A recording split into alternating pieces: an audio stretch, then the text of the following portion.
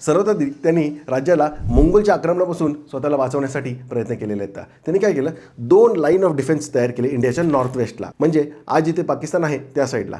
तर 2 line of defence असे तयार होतील आणि त्या लाईन ऑफ डिफेन्सवरती खूप सारे किल्ले त्यांनी बनवले. काही ठिकाणं आहेत जसे की दीपालपूर, अटक, दाहा हे पाकिस्तान आणि अफगाणिस्तानच्या मधले ठिकाण आहेत. तिथे त्यांनी किल्ले बनवलेत. त्यानंतर त्याच्या मागे अजून एक लाईन ऑफ डिफेन्स बनवली आहे आणि तिथे समाना, शित्रदिया अशा ठिकाणी किल्ले बनवले. फर्स्ट लाईन ऑफ डिफेन्सला त्यांनी आपला मोठा मुलगा ठेवला आहे ज्याचं नाव आहे मोहम्मद, आणि सेकंड लाईन ऑफ डिफेन्सवरती त्यांनी आपला दुसरा मुलगा ठेवला बुऱ्हा खान.